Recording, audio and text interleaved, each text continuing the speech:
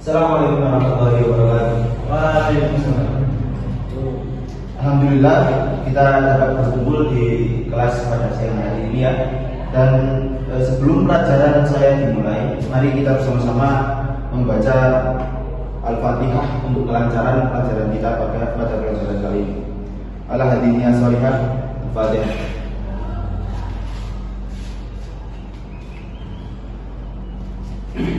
Oke, sebelum itu saya mau absen untuk kehadiran anak-anak di kelas ini.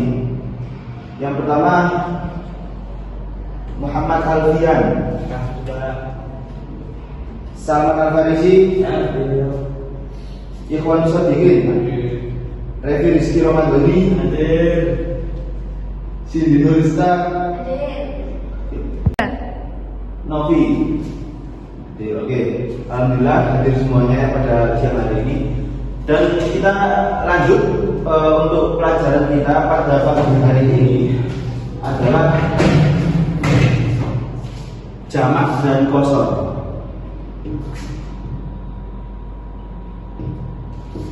Oke, sebelum saya melanjutkannya lebih dalam, saya ada video dan mungkin bisa dilihat dulu videonya.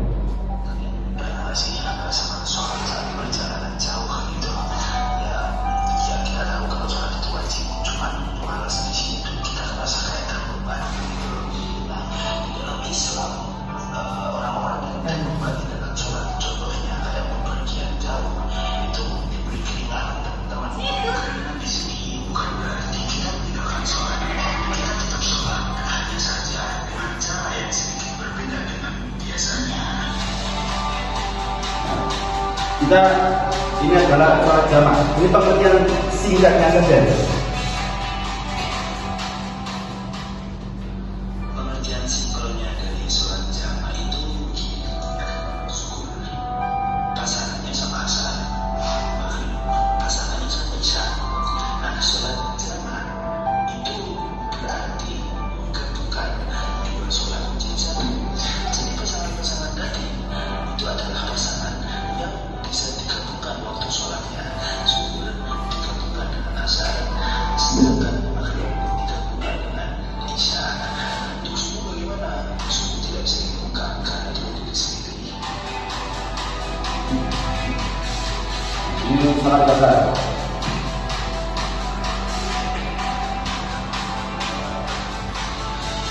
Qasar itu mempunyai makna ringkas. Jadi arti dari sholat qasar itu adalah kita meringkas sholat atau memendekkan sholat kita yang sebelumnya 4 rakaat menjadi 2 rakaat. Kecuali maghrib karena maghrib tidak bisa diringkas. Sholat qasar ini menjadi satu dengan sholat jamak dan tidak dapat dipisahkan. Sholat jamak itu mempunyai syarat yaitu keluar dari kuliah atau daerah kita.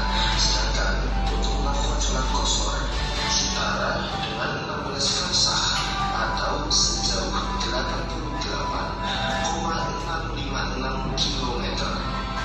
Untuk jarak perumpamaannya kira-kira dari rumah saya yang ada di Lamongan sampai ke Bahia. Nah, sudah makan jadi itu ya. Kita jauh mulai lagi bersama. Barakallahu fiikum. Di sini kita akan mempelajari sholat jamak dan sholat qasar. Untuk sholat jamak tadi kita sudah melihat videonya.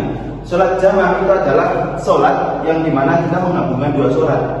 Zuhur digabungkan sama asar, maghrib digabungkan sama isya. Nah, untuk niat sholat jamak, coba saya mau nanya satu orang. Ayo, Mas Redi, gimana sholat jamak? Bisa apa enggak? Ya, Nggak bisa. Ayo, Salman. nggak bisa. Nggak bisa. Belum itu ada yang bisa. Itu kan nggak pernah sholat jamak nggak kalian? Belum. Dan saya tahu niat sholat jamak, jamak zuhur sama asar. Jadi sebelumnya saya ingin menjelaskan dulu. Jamak itu dibagi menjadi dua. Ada jamak takdim dan jamak takhir. Jamak takdim ini yang dilakukan di awal waktu. Jamak takhir ini yang dilakukan di akhir waktu. Maksudnya awal sama akhir ini gimana?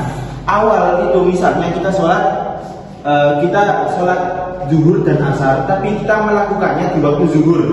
Nah, sebentar, ini D, zuhur sama asar.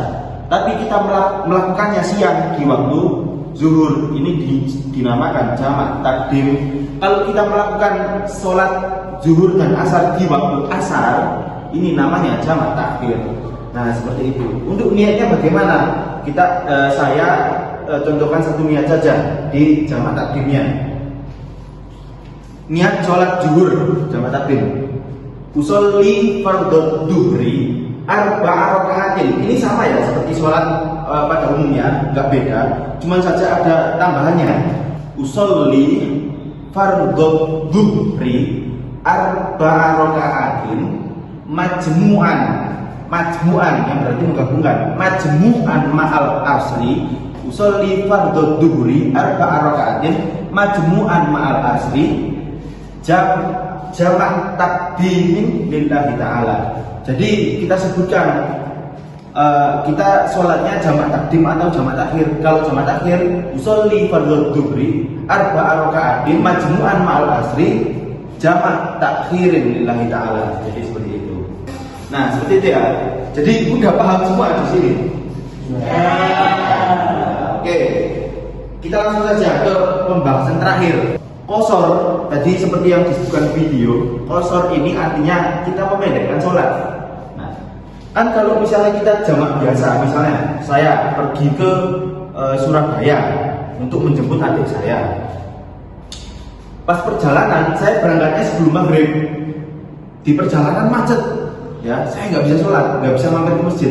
Akhirnya ya wis, saya teruskan sampai Surabaya. Di Surabaya ternyata sudah isya. Nah, maka hal seperti itu tidak apa-apa kita melakukan sholat jamak. Tapi kita nggak boleh memendekkan. Kalau misalnya maghrib rakaatnya ada 3, ya udah kita lakukan 3. Isya rakaatnya ada 4, kita lakukan 4-4-nya. Nah, qasar ini mereka sholat. Contoh kita sholat jamak zuhur sama asar.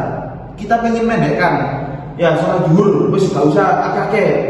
Kita nggak usah 4-4-nya rakaatnya, kita pendekkan aja 2 rakaat. Jadi zuhur 2 rakaat, asar 2 rakaat. Itu sebenarnya nggak apa-apa. Tapi ada syarat-syaratnya di sini. Apa aja syaratnya? Nah, seperti ini. Qasar itu adalah memendekkan sholat dari yang sebelumnya 4 menjadi 2 rakaat.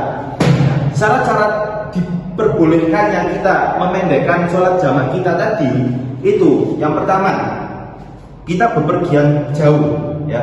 Kita bepergian jauh yang setara dengan 16 farsah atau 88,656 km. Ada juga ulama yang menyebutkan 80 km saja sudah boleh kita mengqasar sholat. Nah, jadi kalau misalnya saya ingin pergi ke Surabaya, sini sampai Surabaya berapa kilometer? Ya paling cuma 40 kilometeran. Nah itu kita nggak boleh qasar sholat. Kalau jamak boleh, tapi kalau mengqasar kita nggak boleh. Soalnya nggak sampai minimal jaraknya. Kalau misalnya kayak tadi saya pengen pergi ke Malang, nah, saya pernah mengalami itu. Nah, saya sama teman saya pergi ke Malang. Nah di situ saya nggak pengen sholat lagi, soalnya pas itu kan hujan lebat. Nah akhirnya saya mengqasar sholat jamak saya. Nah itu diperbolehkan seperti itu. Oke, jadi itu ya teman-teman penjelasan jamak dan qasar pada hari ini. Semoga mudah dipahami sama teman-teman semua. Nah, setelahnya saya ingin mengajukan pertanyaan-pertanyaan dari penjelasan yang sudah saya jelaskan tadi. Saya akan ngecek nih.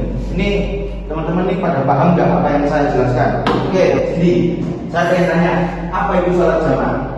Sholat jamak itu bukan sholat. Bukan sholat. Terus? Sudah.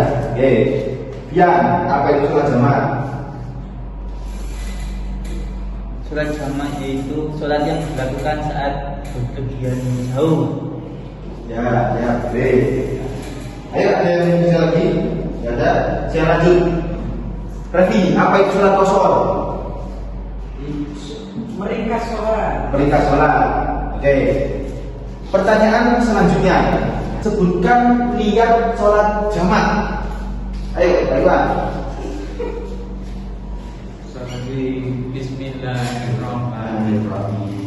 Usolli fardhu arba'a raka'atin ma'al majmu'an ma'al asri qasran billahi ta'ala. Nah, boleh. Nah, itu tadi niatnya ada kosronnya itu berarti kita jamak sekaligus mengkosor sholat ya. Kalau nggak mengkosor ya kita nggak bisa nyebutin kosornya apa. Oke, bagus. Pintar. Oke, pertanyaan selanjutnya, berapa jarak minimal kita melakukan sholat kosor? 80 kilo Pak. 80 kilo. Ya. Nah, oke, udah itu aja. Dan terakhir, saya ingin memberikan PR kepada teman-teman semua. PR apa? Kenapa kamu tadi? Sholat sumpah. Ya sudah. Saya kasih PR kalian untuk bepergian jauh. Silakan di video dikasih bukti screenshotannya dari Max ya. Posisi kalian di mana? Saya akan cek nanti. Nah, silakan bepergian jauh dan sholat di situ. Ya, saya pengen tahu kalian bisa nggak kira-kira sholat jamaah itu. Kenapa kok saya menyuruh kalian membuat PR seperti ini? Ya biar kalian itu terbiasa. Ya mungkin nanti kita kan nggak tahu kan, mungkin kedepannya kalian ingin bepergian jauh atau gimana, terus kalian lupa mengerjakan sholat kosong kan? Ya itu kesusahan juga kan. Nah, ini untuk biar kalian terbiasa. Oke, dan itu saja pelajaran saya pada pagi hari ini. Kurang lebihnya mohon maaf. Assalamualaikum warahmatullahi wabarakatuh. Waalaikumsalam warahmatullahi wabarakatuh.